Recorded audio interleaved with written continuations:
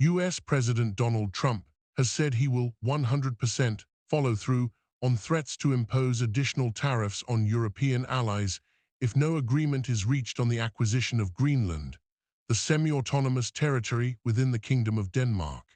His remarks mark a sharp escalation in a long-running dispute that has unsettled transatlantic relations and raised concerns about trade, security, and sovereignty in the Arctic region.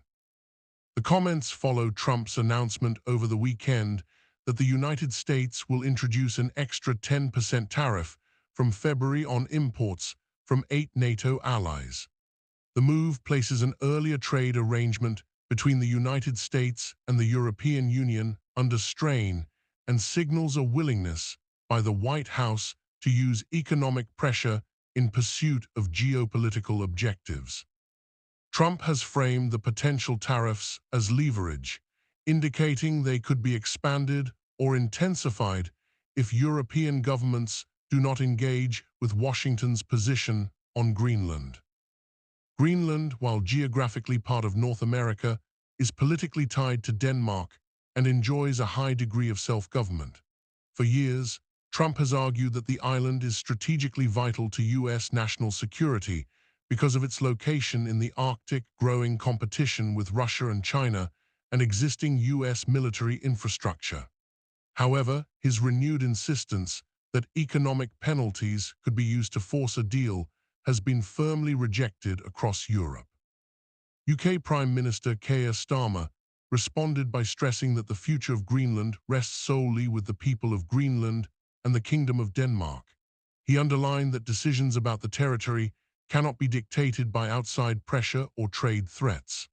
At the same time, Starmer emphasized the importance of collective efforts on Arctic security, saying it was in everyone's interest to strengthen cooperation in the region and that the UK stood ready to contribute alongside its allies. Denmark has also moved to reinforce its security posture rather than concede to US demands. Danish Defence Minister Troels Lund Poulsen said he had proposed a NATO-led surveillance operation in Greenland following discussions with NATO Secretary-General Mark Rutte. The proposal is intended to enhance monitoring and deterrence in the Arctic, reflecting growing concerns about increased military activity in the region by non-NATO powers. Trump's rhetoric has added to unease among allies after messages he exchanged with Norway's Prime Minister Jonas Gahr Store were made public. In those messages, Trump said he no longer felt an obligation to think purely of peace after failing to win the Nobel Peace Prize. The remarks drew criticism in Europe, where the prize is awarded independently by a Norwegian committee and is not linked to government decisions. Asked separately by NBC News whether he would consider using force to acquire Greenland, Trump declined to give a clear answer, responding only with no comment. Greenland's own leadership has been unequivocal in rejecting any suggestion of external pressure. The territory's prime minister said Greenland would not allow itself to be coerced, even if the proposed U.S. tariffs are implemented. The statement reflects a broader sentiment among Greenlanders that their political future and any discussion of independence or closer ties with other countries must be decided locally, not imposed through economic or diplomatic threats. The dispute has highlighted wider tensions within NATO and the transatlantic alliance, with European leaders warning that linking trade penalties to territorial ambitions risks undermining trust among allies. As February approaches and the threatened tariffs loom, diplomatic efforts continue behind the scenes, but positions remain entrenched. For now, the standoff over Greenland has become a symbol of deeper disagreements over power, influence, and the rules that govern relations between long-standing partners. The dispute has continued to reverberate across diplomatic, economic, and security circles, with officials on both sides of the Atlantic warning that the consequences could extend well beyond the immediate issue of Greenland. What began as a controversial statement has evolved into a broader test of how far economic pressure can be used between allies without causing lasting damage to long-established partnerships. At the heart of the issue is Greenland's growing strategic importance. As climate change accelerates the melting of Arctic ice, new shipping routes are becoming more accessible, and previously unreachable natural resources, including rare earth minerals, are drawing global attention. The Arctic is increasingly viewed as a critical frontier in global competition, particularly as Russia expands its military presence in the region and China seeks influence through scientific research and infrastructure investments. The United States already maintains a significant military footprint in Greenland, notably through the Pitafik Space Base, formerly known as Thule Air Base, which plays a central role in missile warning and space surveillance. European leaders argue that this existing cooperation undermines the logic behind Trump's demands. They point out that the United States already enjoys extensive security access in Greenland through agreements with Denmark and NATO, making the use of tariffs as leverage appear unnecessary and destabilizing. Several EU officials have privately warned that conceding under pressure would set a precedent that could encourage similar tactics in future disputes, both within NATO and beyond. Economically, the proposed tariffs have caused anxiety among industries heavily dependent on transatlantic trade. A 10% increase on goods moving between the United States and major European economies could disrupt supply chains, raise consumer prices, and provoke retaliatory measures from the European Union.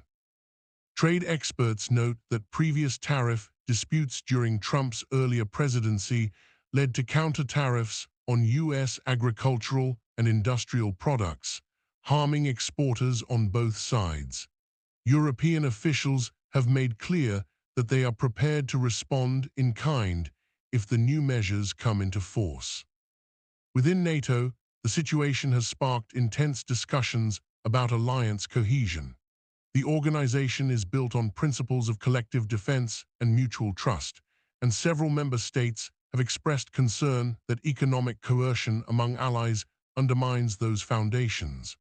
While no country has questioned the importance of the U.S. role within NATO, there is growing unease about the unpredictability of policy shifts that link security matters to trade disputes. Some diplomats fear this could complicate coordination at a time when unity is seen as essential, particularly in response to Russia's actions in Eastern Europe and the Arctic. Public reaction in Europe and Greenland has also been significant. In Denmark, politicians across the political spectrum have defended Greenland's autonomy and rejected any suggestion that the territory could be transferred or bargained over. In Greenland itself, there has been renewed discussion about self-determination and independence, with many residents emphasizing that their future should not be treated as a bargaining chip in global power politics. Civil society groups and local leaders have highlighted the importance of respecting indigenous voices and local governance in decisions about the island's future. Trump's comments linking his stance to frustration over the Nobel Peace Prize have added another layer of controversy. Critics argue that invoking the prize in discussions about tariffs and territorial ambition risks trivializing both diplomacy and international norms. Supporters of the president, however, have framed his approach as a hard-nosed negotiating tactic, consistent with his long-standing view that allies have taken advantage of the United States in trade and security arrangements. As diplomatic efforts continue, officials in Washington, Brussels, Copenhagen, and Nuuk are weighing their next steps. Some analysts suggest that back-channel negotiations could focus on expanding security cooperation, investment, or economic partnerships in Greenland as a way to ease tensions without altering sovereignty. Others warn that if tariffs are imposed as promised, the dispute could quickly escalate into a wider trade conflict that would be difficult to contain. For now, Greenland remains firmly under Danish sovereignty, with its own elected government asserting its right to decide its future free from external pressure. The coming weeks are likely to be decisive as the February tariff deadline approaches and all sides consider whether compromise, confrontation, or delay will define the next chapter of an already fraught transatlantic relationship.